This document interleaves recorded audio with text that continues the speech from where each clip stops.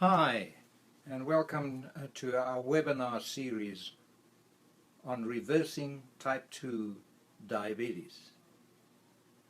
The presentation today is entitled Reclaiming Your Health, Lessons from the Marshall Islands. It is given by our guest speaker, Brenda Davis, a good friend of mine. Brenda is a registered dietitian and nutritionist, but she has also held several other positions, including clinical nutritional specialist, academic nutritional consultant,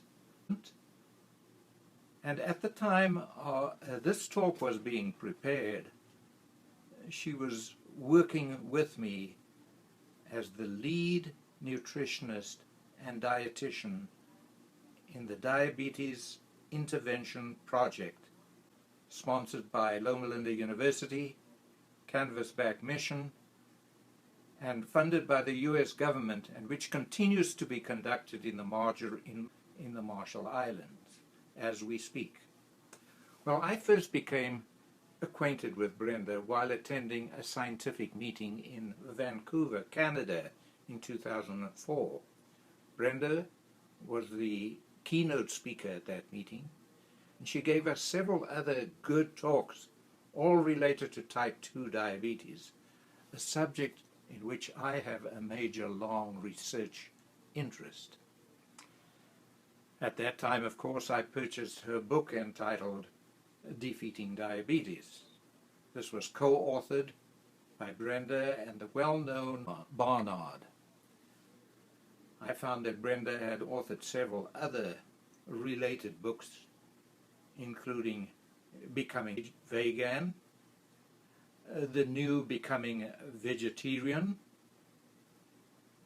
Becoming Raw, and Dairy-Free and Delicious. Now, all of these, of course, in addition to Defeating Diabetes, these books and others by Brenda are all available from Amazon.com, and we will give you links to them all at the end of the webinar. Well, fast forward to November 2005, when we renewed our acquaintance. I had just been assigned the role of medical director of the Diabetes Intervention Research Project in the Marshall Islands, and one of my first tasks was to recruit and assemble the on-site team before starting the project in the Marshall Islands, its capital, Marjaro. Well, it did not take me long to decide that Brenda could be one of my main assistants in implementing this project. That is, if she would accept, and that was a big if.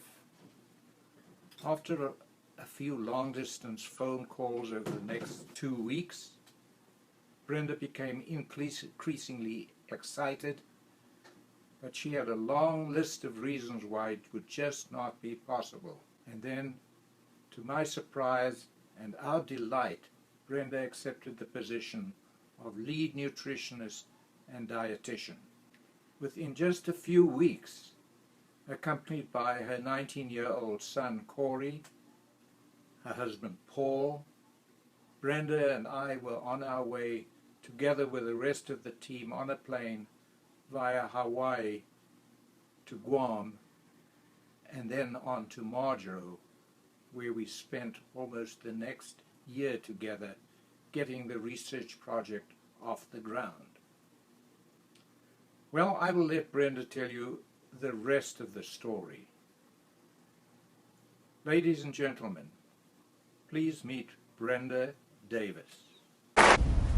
Thank you very much. I'm always so honored to be invited to speak here. You'll hear all about that research, but I hope that I don't just tell you a story, that I inspire you a little bit. with ideas of what you can do for yourselves and your families and what could be done here. So when I ask about the Marshall Islands, if people know where they are in the States and Canada, I get like one person raising their hand. Here in Hawaii, a lot of people know where the Marshall Islands are. And here's sort of what I do when I'm over there. I say, well, here's Hawaii. Everybody knows where Hawaii is. Here's New Zealand. Here's the Marshall Islands, about 2,300 miles southwest of Hawaii, about 3,500 miles north of New Zealand, about 7 degrees north of the equator. Now, there are 1,200 islands that make up the Marshalls, with a total land area of only 70 square miles. I work in Majuro, the big island of Majuro, which is 3.7 square miles in area. Okay?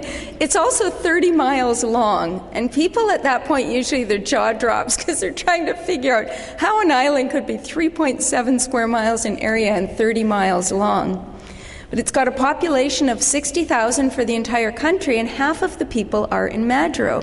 And here we have what the island looks like. And you can see between the two black lines is the land. Okay? That's the land. Inside here is the lagoon. Outside here is the ocean. So pretty much wherever you live in Majuro, anywhere along this strip here, you've got beachfront property out your front door and your back door. This is Delap, and this is where our intervention takes place. This is where the hospital is. Okay? In the Marshall Islands, type 2 diabetes is an epidemic. It's the #1 cause of death and disability.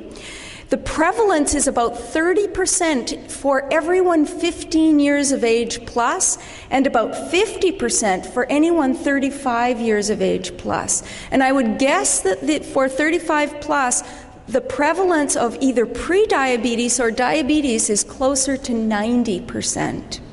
Okay? About half of all surgeries done on the islands are amputations due to diabetes.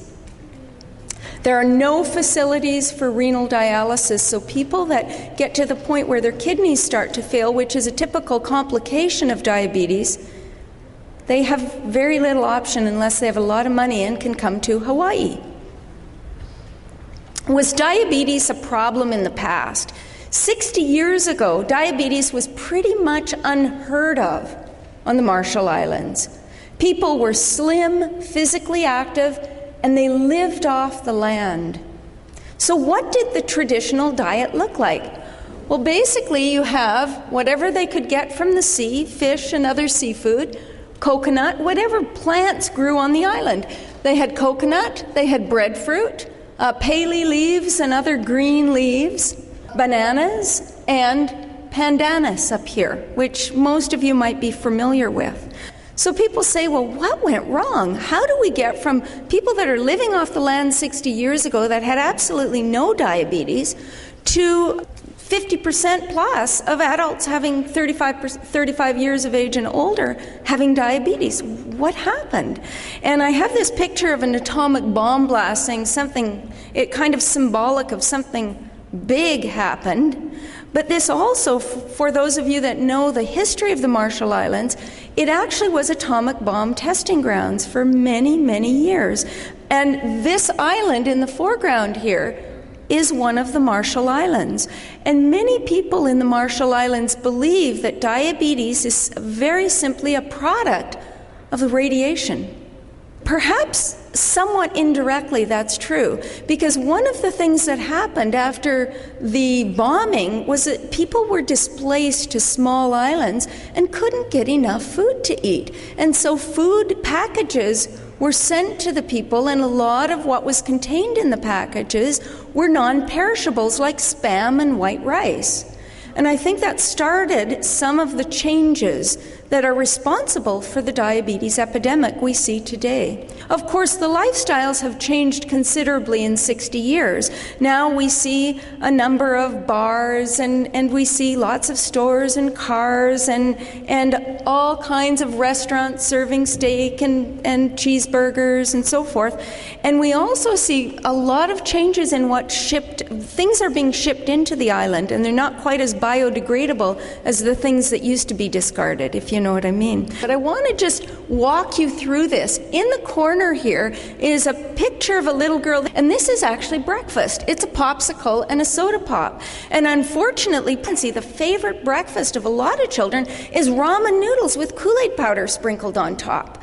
Cookies dipped in Kool-Aid powder. Hey, and so the children are eating very, very poorly, and malnutrition is quite common. Lunch and dinner is almost always white rice and meat. So it could be chicken, it could be spam, it could be fish, but often it's also things like turkey tails or the parts of the animals that people on the mainland don't want.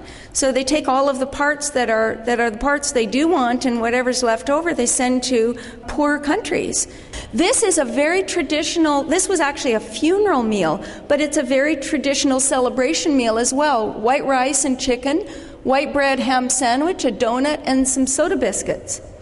And here you have a meal at the farmer's market, which is a big chunk of meat, big chunk of chicken, rice, and some breadfruit with sugar and coconut things as well. And then over here you have just loads of these sweet beverages. I took a look at what people were eating, and here's a list of the top 10 sources of calories: white rice, white bread and rolls, donuts, white flour baked goods, spam and other canned meat, chicken, ramen noodles, soft drinks, fish, other meat, and salty snacks. You know, it would actually be fairly difficult to design a diet that would induce diabetes more efficiently than the diet that the people have adopted in the Marshall Islands and also many other islands in the South Pacific. That's why diabetes is an epidemic and has escalated so rapidly. The diet, basically, what it does is it maximizes the components that really do people in, that are harmful to human health, and it minimizes the components that are the most protective to people. A lot of people say, well, it's just genetics. These people are just at high risk for diabetes. And you know what? That's actually true to an extent. They are genetically, like other island people and like Aboriginal peoples, they tend to be at high risk for diabetes because people that have for many generations lived off the land, they're almost genetically designed to survive famine. You know, they need to eat few calories and exercise a lot to maintain good health. So, you know, these processed food diets and sedentary lifestyles will kill pretty much everybody. Humans are not built to exist on that kind of lifestyle. But it just kills Marshallese people, it kills island people, it kills Aboriginal people faster than it does other people. Genetics is very important in determining risk. But think back, 60 years ago, was there any diabetes? None really to speak of. Was their genetics any different? I don't think so. So the deal is that genetics is really like a loaded gun. So you're at high risk, but it is almost always diet and lifestyle that pulls the trigger. So now I want to move on to tell you about the Diabetes Wellness Project and how this came to be. Well, first of all, there's a group called Canvasback Missions. These are a group of people who have been providing medical teams to the Marshall Islands and Micronesia for many, many years, for over 25 years. And they literally watched the diabetes epidemic unfold and desperately wanted to do something to help the people of the Marshall Islands. And so what they ended up doing was coming up with a research proposal. And the proposal was accepted by the Department of Defense in the United States. And so they got some money to do research. And the research basically was trying to prove that diet and lifestyle intervention could make a difference for the people of the Marshall Islands. The partners in the project were the Marshall Islands Ministry of Health and Loma Linda University. So here's the team. We showed up in 2006, and this is the initial team. We've got a lot of other members as well, but this is the team that showed up to do the build-out, they called it. And the build-out is taking an old building and turning it into a diabetes center and creating the program. Okay, so here's the team, and you can see me there. This is my husband, this is my son. So they joined me. My daughter was in the midst of university, so they joined me for the first 5 months of the project, which was really nice. Here's our medical director and our project director and a student helper. We were given a large facility right beside the hospital, right here, to build our center, and it was actually the TB and leprosy clinic to the day that we took it over. So they just literally were moving out as we were moving in. And we cleaned and cleaned and painted. We had stainless steel medical cabinets with 1 inch of rat droppings on them. It was really a lot of work. And then when that was over, we started screening participants. And so we screened participants, and the participants that met our requirements to be part of the study were then randomized into either control group or intervention group.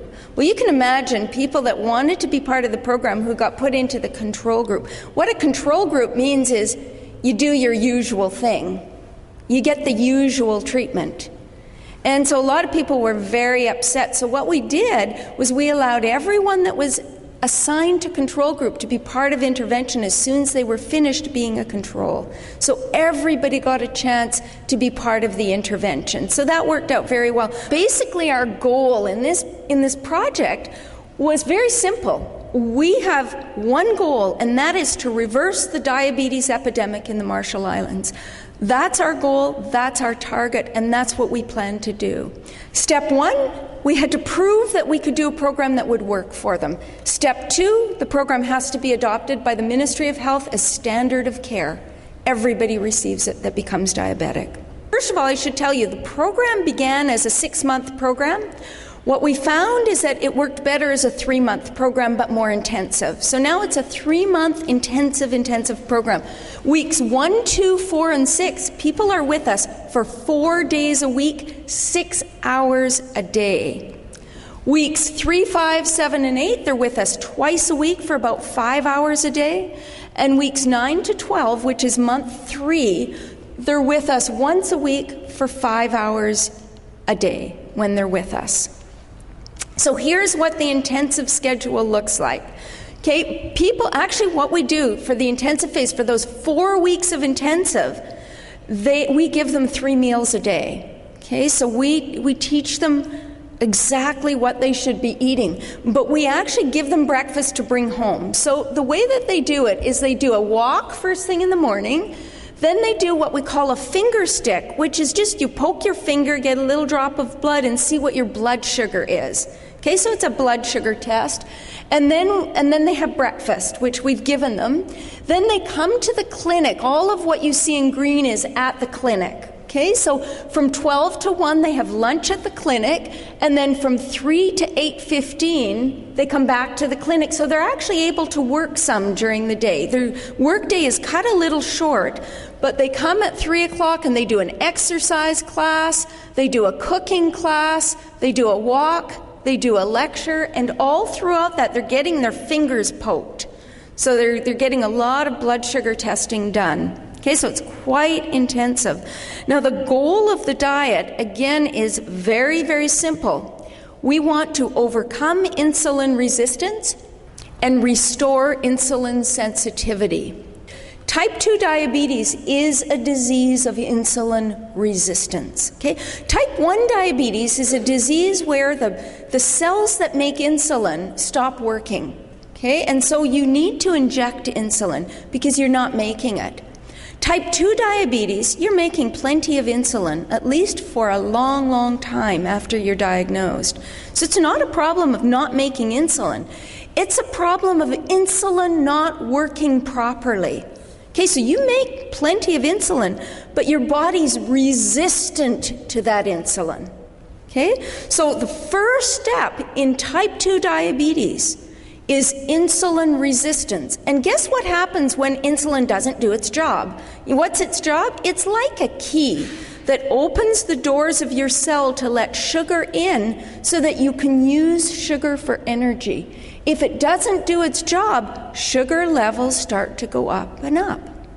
And so you get this thing called hyperinsulinemia, which means you're pumping out a lot of insulin to try to keep up with all that sugar. But eventually what happens is your body just can't keep putting out enough insulin to allow the sugars to stay below a critical level. And the critical level is 100 milligrams per deciliter. Soon as your blood sugars are at that, fasting sugars are at 100 milligrams per deciliter, you have this thing called impaired glucose tolerance or pre-diabetes. And then you end up with this thing called defective glucorecognition. Your pancreas fails to recognize all the sugar that's floating around in your blood and doesn't pump out all the insulin that would be needed to handle it. Okay, and that's when you're diagnosed with early diabetes. And at this stage, your fasting blood sugar is at least 126 milligrams per deciliter. Okay, so that's your fasting blood sugar. Now, what can happen is if your pancreas is overworking, trying its best to put out a ton of insulin, eventually the beta cells, or the cells that make insulin, can start to die or conk out. They just don't work as well. And that's when you can end up with this thing called late diabetes. And often you see people with type 2 diabetes on insulin. Now, the good news here, there's some good news. At this stage, especially, this is a completely reversible disease. You don't hear that very often, but it is.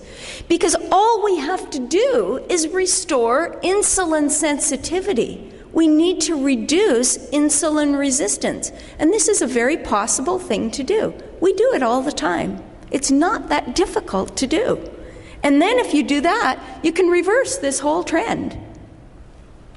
So to achieve the desired goal of reversing insulin resistance and restoring insulin sensitivity, we need to produce weight loss because the excess body weight is something that contributes to insulin resistance. We need to improve blood sugar control. Very, very important. And in the Marshall Islands, generally blood sugar control is very, very poor. As a matter of fact, we had people walking into our clinic with sugars between 400 and 600 milligrams percent on a regular basis. And with those kinds of sugars, if you were in the United States, in Hawaii, you'd be put in the hospital. Very, very important. We need to reduce inflammation. And there's a measure of inflammation called HSCRP. This is high sensitivity C-reactive protein. This is just a measure of inflammation. We've got to get the numbers down because it's very hard to reverse insulin resistance if your body is a lot of inflammation in your tissues. Okay, so we have to build a diet that is an anti-inflammatory diet. So now I want to dig inside a little bit and talk to you about the specifics of what the diet looks like and how we do this. I'm going to tell you about 10 sort of guidelines, 10 principles that we follow in constructing this diet. Principle number 1 is we use minimal refined carbohydrates, okay? Very simple. Most of the Marshallese foods are refined carbohydrates. Most of the carbohydrates they eat are refined. I'm going to tell you what they are in a minute, but I want to tell you why we minimize refined carbohydrates. Very simple. They promote overeating and obesity. They adversely or negatively affect your blood sugar control, or what we call glycemic control. They increase insulin resistance, which we don't want. They reduce the protective HDL cholesterol, or the good cholesterol, and they increase triglyceride. Okay, so we've got to get rid of the refined carbohydrates. So what are they? What are refined carbohydrates? Well, they are basically high carbohydrate foods that have been stripped of everything that is of value to human health by food processing techniques. Okay, and they include 2 categories of foods: sugars, like white sugar, brown sugar, corn syrup, whatever, sweet beverages, candy, so forth, and starches. the white rice, all the white flour, and the products made with white flour. And another thing that's important to understand is it's not a matter of complex carbohydrates being good and simple carbohydrates being bad. That's an oversimplification that's actually not accurate, because simple carbohydrates are very good for you if they come from fruits and vegetables. If you refine wheat to make white flour, you basically remove the germ and the bran, which is where almost all of the nutrients are, right? The germ is a storehouse of nutrients for the kernel of wheat.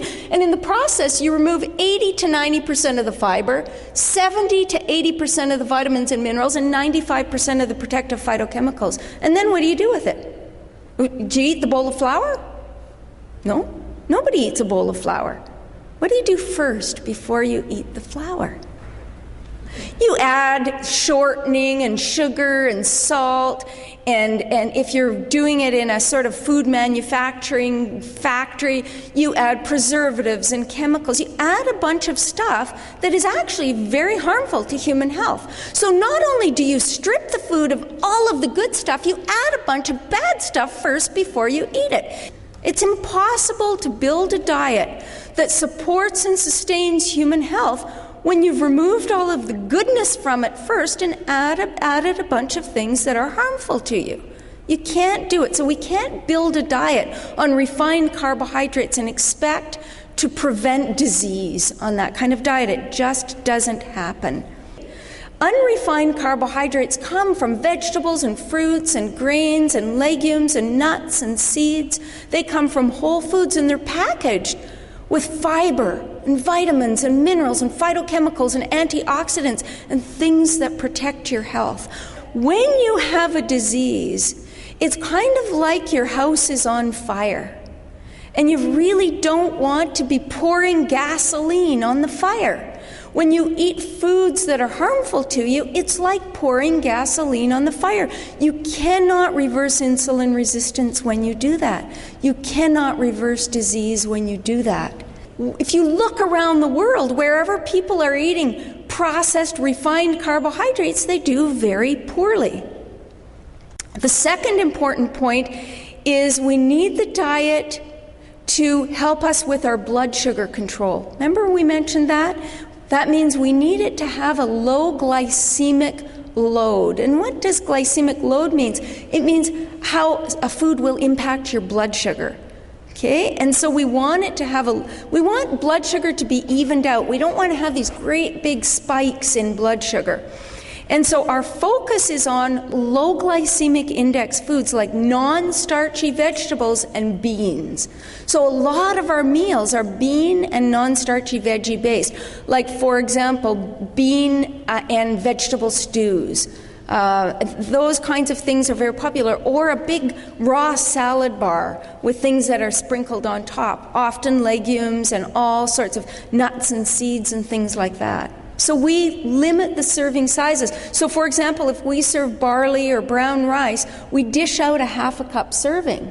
And in the Marshall Islands, when people eat rice, say their white rice, it's often 4 cups. They load their plate. It's a heaping plate, and then everything else goes on top. We very carefully select our grains. We use mainly intact whole grains when we use grains like barley.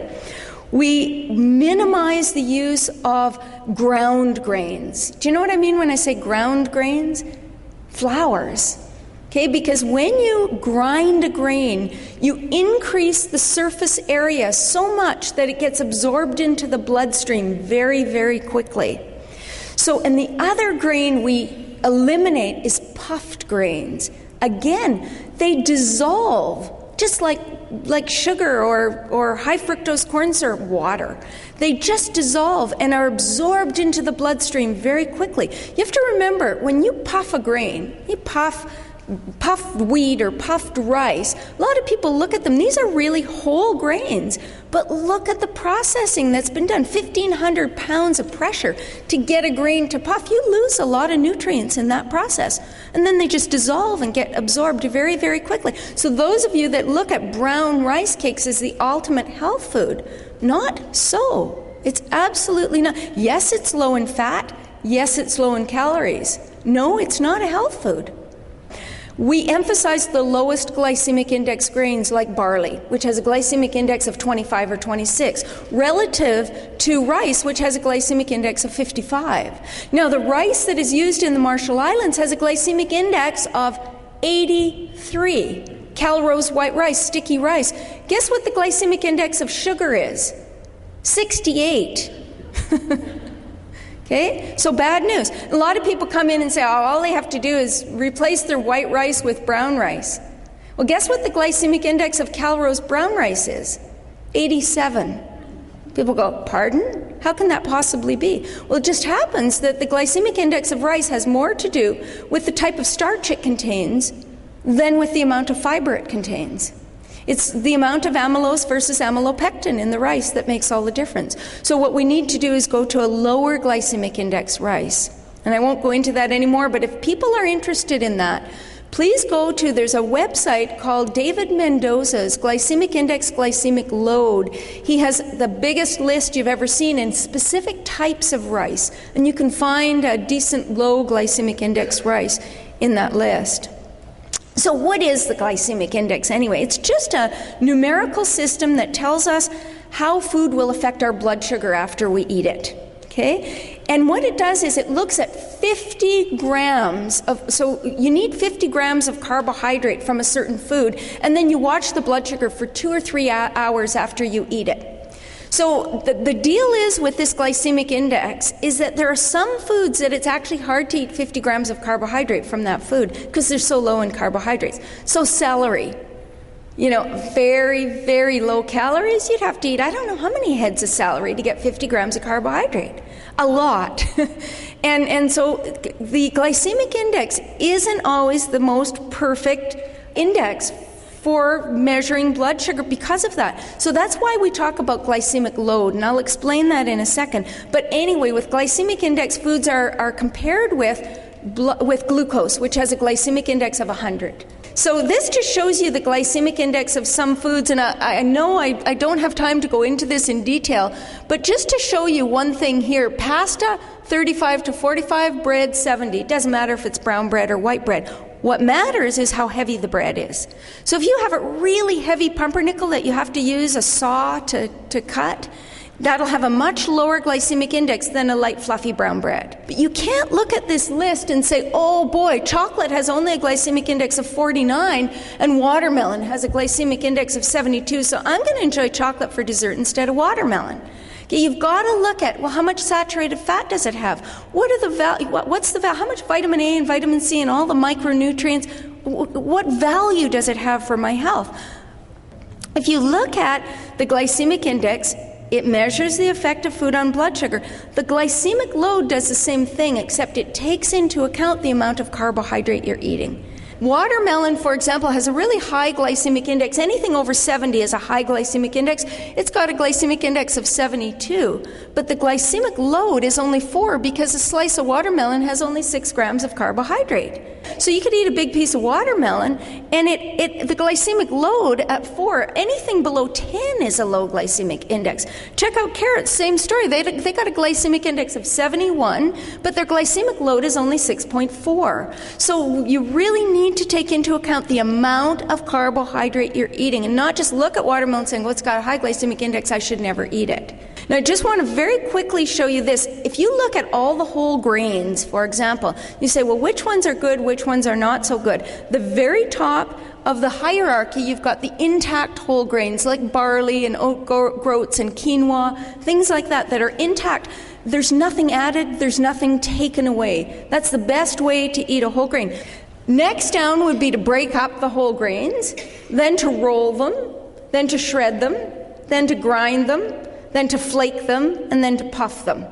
Okay, so as you go down, you're destroying more and more nutrients. You're increasing the glycemic index. So number 3 on the list is the diet needs to be very high in fiber.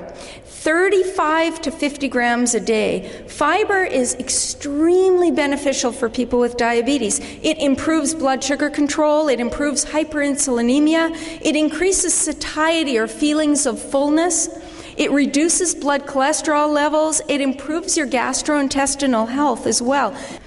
But lower, generally, if you look at the standard diabetes recommendations, usually you'll see 20 to 35 grams of fiber a day recommended, and sometimes just 20 to 25.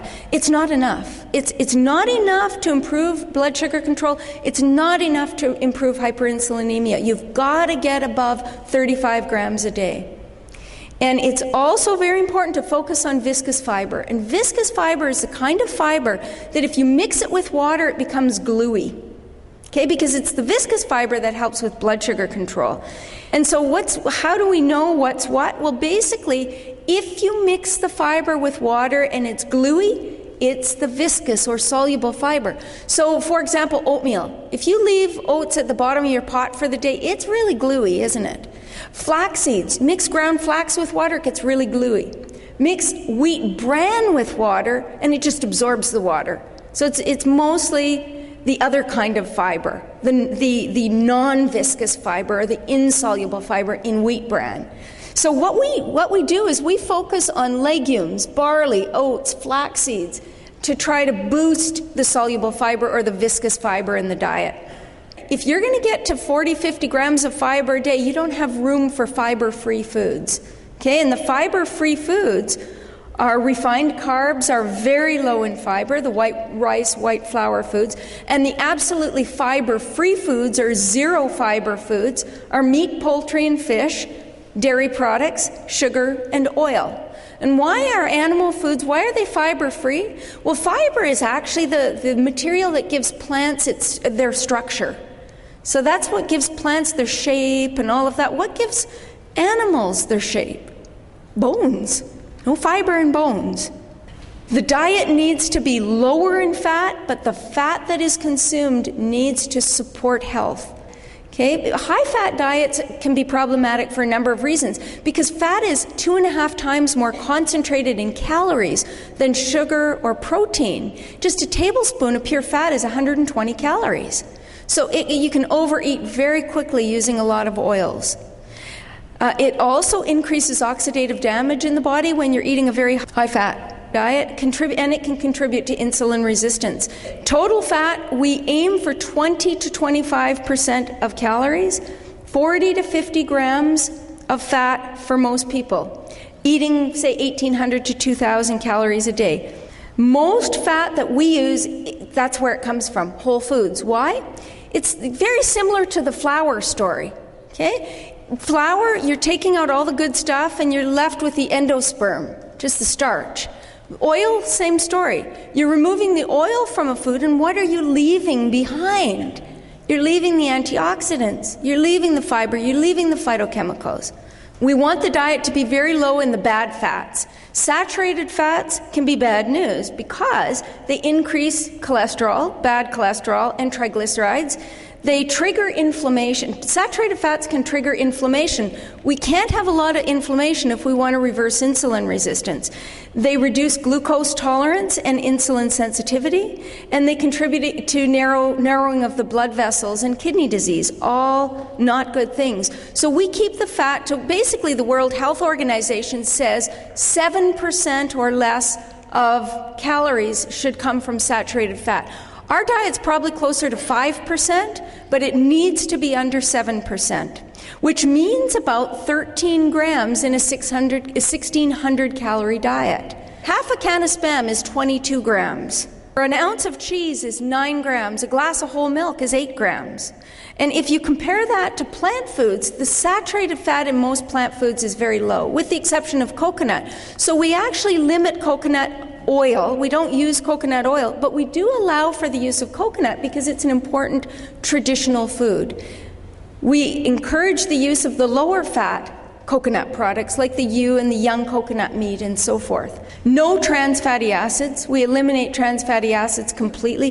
Trans fatty acids come from shortening and partially hydrogenated vegetable oils, and there are plenty of those foods in the Marshall Islands, even though we're phasing out trans fatty acids in North America.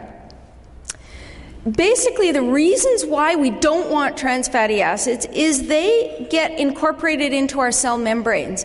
And when they do that, they affect the permeability, the shape, the flexibility, and the functioning of those cell membranes. And they make our cells stupid. They make them insulin resistant, and they make them stupid. They literally effectively dumb down our cells. Of course, they also adversely affect our cholesterol levels. They also increase inflammation, so that's not good news either. So where do trans fatty acids come from? How much trans is contained in typical foods? Well, a 3.5 ounce bag of microwave popcorn, about 7.5 grams. Okay, and we want none.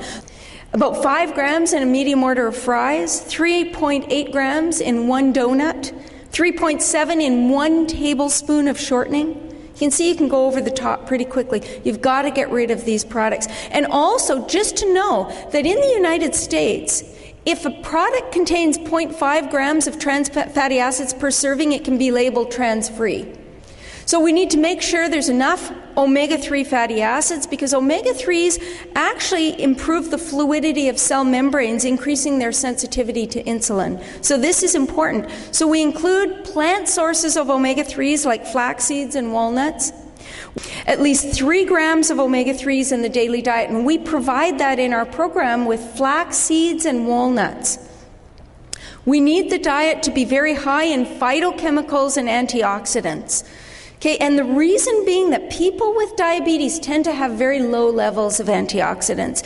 So how do you do this? Well, to improve antioxidants, you need to be eating fruits and veggies. You also need to be eating the legumes, the nuts and seeds, and if you're using grains, they need to be whole grains. So lots of these foods.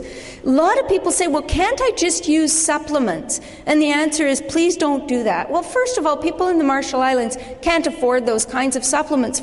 But for people here, some of them that can afford to use the supplements, it's not a good idea, because a number of studies have been done looking at using just a beta-carotene, for example. And what we found is actually the problems can outweigh the benefits. And it happened with vitamin E, and it happened with beta-carotene. There's not a single carotenoid. There's 50 or 60 carotenoids that you'd eat normally from fruits and vegetables. If you load your system up with one, it may actually inhibit the absorption of the others. Same with vitamin E. Okay, there are all kinds of different types of vitamin E, and you take one manufactured alpha-tocopherol, and it can keep out the types of tocotrienols and other tocopherols that your body actually needs. So don't do that. We also need to look at what are the things causing the oxidative damage, the pro-oxidants. We need to get rid of them. We need to cut them out. So what are the worst offenders here? They're food contaminants like pesticides and herbicides and fungicides and hormones and heavy metals, and what we call POPs, or persistent organic pollutants like PCBs and DDTs and dioxins. Oxidized fats like rancid fats and fats that are cooked at high temperatures. If an oil smokes when you heat it, you're getting products of oxidation forming that are very damaging to human health. This is just a list of advanced glycation end products, and the top of the list are broiled or barbecued frankfurters. Then you've got grilled meat and fish and poultry, but I want to show you that even grilling tofu, you can produce some of these compounds as well. Fruits and vegetables naturally contain a little bit of AGEs, but very minimal in comparison to the processed meats that are cooked at high temperatures. The diet is also moderate in salt or sodium. Where is most of the salt we eat? Processed foods. And if you take a look at things like ramen noodles, 1,434 milligrams of sodium in one pack. Just loaded. 2 ounces of Spam, 767. A can of sardines, 465. A teaspoon of soy sauce, 310. But when you mix it into a batter like cornflakes and then you make these flakes, you barely even taste it because it's consistently right through the product, even though the product is very, very salty. So processed foods are where we get most of the sodium we eat. So what does the diet actually look like? Well, for breakfast, we eat beans and greens, or we eat barley with fruit and nuts and seeds, and soy milk instead of and some people say, well, why soy milk instead of cow's milk? 2 reasons. One is that most Marshallese are lactose intolerant. Second reason, animal proteins are pro-inflammatory. If we want to reverse diabetes, we need to get the inflammatory proteins out of the diet. That's simple. Lunch is generally a bean soup and a salad. Dinner, this is a big salad bar, one of the very typical things we provide for dinner, but we also do things like more traditional foods like a kalal with coconut milk that we squeeze from fresh coconut, and we use the local pumpkin and we use the local greens, and instead of meat we use garbanzo beans. We do cooking classes, and the cooking classes, we don't just show people how to cook things, we actually have them cooking them with us. We do shopping tours to help people to know where and how to select healthy foods in the grocery stores that are in their hometown. We partnered with the local grocery stores, and they've changed their buying practices considerably because of that. We have really looked at the problem of affordable produce, because this is a huge problem. People who make $2 an hour can't afford to pay $2 a pound for apples. Local farming is actually quite limited, but the growing season is year-round, sunshine is very plentiful, so we're teaching people how to grow their own food. And what we do is we actually have partnered with the local agriculture experts and get them to come to our clinic and teach people how to grow foods. And we actually get some of the local Marshallese agriculture experts to go to the homes of our participants. And if they don't have enough room for gardens, we teach them how to plant foods in earth boxes. Exercise is critical to reversing diabetes, absolutely critical. And so we have people walking 3 times a day during the intensive phase and at least twice a day non-intensive. We do aerobics classes with the women, we do box circuit training classes with the men, we have people using cardio machines, resistance training with weights and bands. Here you see the ladies walking. You know, when we arrived in Madro, there was some sort of taboo against walking, it seemed. And here you see the dance aerobics classes. The ladies love it, and we have so much fun. One thing about the Marshallese people is almost everything we do is fun. They laugh all the time, and they enjoy themselves so much. So education sessions, we do talk about lifestyle and chronic disease, food and nutrition, gardening, exercise, stress management, healthy lifestyle choices, dental health, care of eyes and teeth, but we get various experts coming in. And actually we've transitioned the program now to be completely taught in Marshallese. In the first 2 weeks, participants report, number one, their pain disappears. And it's really quite shocking because some of them have been having intermittent claudication in their legs where they get such bad leg cramps that they can hardly walk. At nighttime, they wake up several times at night and have to get their partners to massage their legs because it's so painful. In 2 weeks, in almost all of our patients, that is completely gone. They have greatly increased energy, walking becomes easier, they no longer have to get up 12 times during the night to go to the bathroom, and they're no longer constipated, needless to say. They lose on average 5.2 pounds in 2 weeks. Their blood sugar drops on average 75 milligrams per deciliter in 2 weeks. Their cholesterol drops on average 33 milligrams per deciliter in 2 weeks, and their triglycerides 42.5 milligram per deciliter drop on average in the first 2 groups. Post 2 weeks is a different story. Some people, unbelievably, they just keep doing better and better and better until their diabetes is gone completely. Other people, after the first 3 months especially, they'll go home, they've got such a huge family to feed, they don't know how to continue on the program on their own. So what we're seeing is the people that have enough money do really well, the people that have no money don't do as well. And we are desperately trying to figure out how to solve that problem. And changes in medications, unbelievable. We had 3 people on insulin. In the first 2 weeks, 0. They had to stop. They were getting hypoglycemic. 27 people on oral agents, down to 5 after 2 weeks. 13 on cholesterol-lowering meds, down to 1 after 2 weeks. Antihypertensives from 11 to 1 after 2 weeks. So now I just want to share a little bit about a few participants that I happen to have quotes from. I wish I would have had more just on hand. So much of the data is still in the Marshall Islands. But I had quotes from a few participants, and I thought you would be interested in hearing their stories. This is Marie Madison. She says, when I joined, I couldn't lift my hands above my head without significant pain. Now I'm pain-free. My cholesterol and triglycerides have dropped to normal. My sugars are almost normal too. I've lost weight and I feel like a new person. I'm off all medications. It's unbelievable. This is Lorak.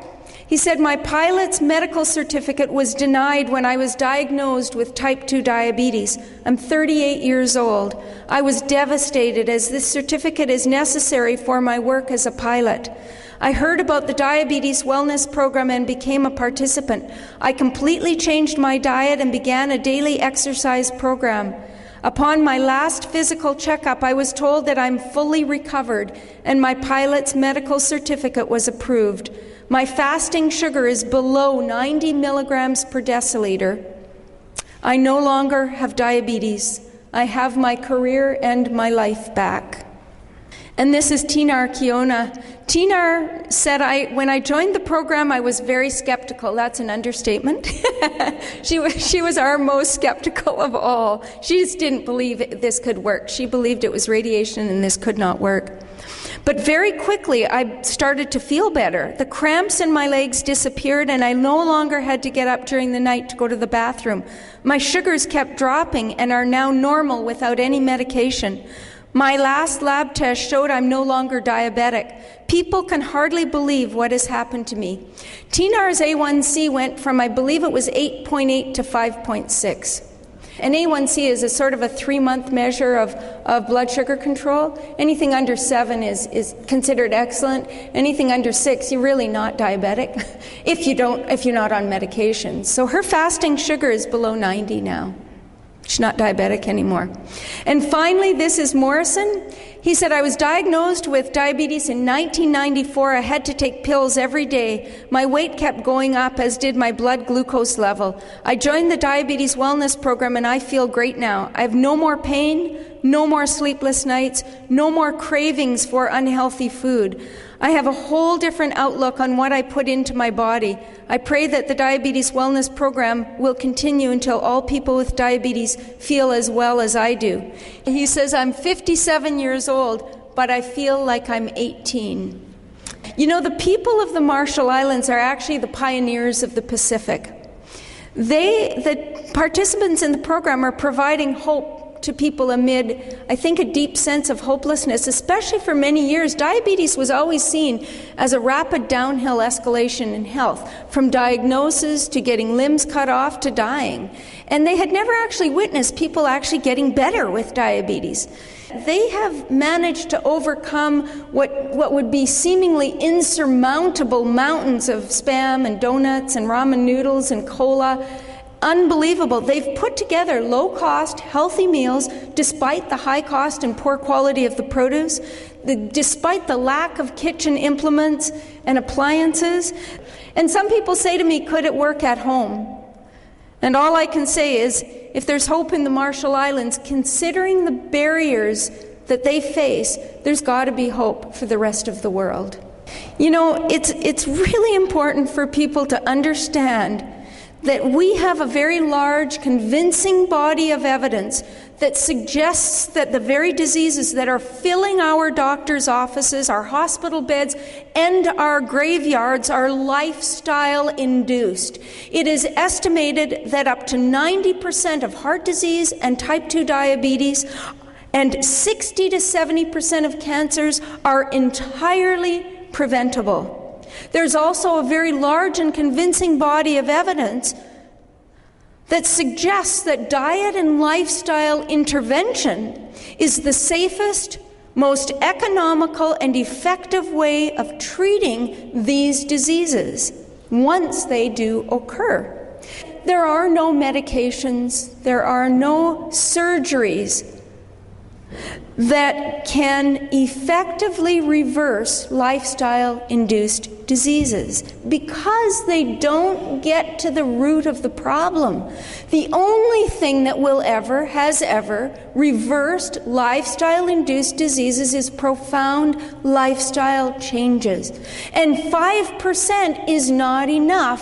Our traditional mainstream therapy, where you lower fat a little and you take the skin off your chicken, it will not do the trick to reverse these diseases. It may help slow complications. It may help control blood sugars. It will not reverse insulin resistance. The bottom line is that there is no doctor, there is no dietitian, and there is no alternative health care provider that controls what you put in your mouth and how much you move your body. Only you can make those choices. You are in control. You need to be the captain of your own ship. The good news is that I leave on Wednesday to do an intervention for the Nidagella, the heads of state, the politicians, okay? And I am going to try my very best to convince the Nidagella that maybe some political changes, like taking tax off of fruits and vegetables and putting more on Spam and soda pop, would help. We'll try our very best. We're going to publish the research very shortly, and we have lost our funding completely. The DoD has taken all of their health funding, has been axed. What we're hoping is that the Ministry of Health, we will transition the program to the Ministry of Health, and we will provide, Canvasback will put out their own funds and try to support them in every way we can. I will continue going back 2-3 times a year to help support them. You know how I got involved in this program to start with? Is the medical director for this program had just been to a conference where I presented 5 lectures. One of them was on defeating diabetes. He bought this book and he said to Canvasback, this is the program we need to follow. And so they called me and said, can you help us? And I said, I got a book due and, lectures all over the place. Sure, no problem. I postponed the book. I canceled almost all my lectures that I could. And my husband took a 6-month leave of absence. But you know how it actually happened is my son said to us, when I said, I don't know if I can do this. I don't know if I can change my schedule. He said, Mom, if you're not going, I'm going without you. So he's the one that started the men's fitness program and ordered all the equipment and got it all going. We need to make politicians aware. We need to put pressure on the government so that things start to happen. We need to do work within our local schools and our local communities to try to get people more aware. And one of the best ways to make a difference, I believe, is by our own personal example. If you're a person with diabetes and you're able to get it reversed with a dramatic change in lifestyle, that will say more than any person standing up talking could ever say. It's so important to set the example of what health can be.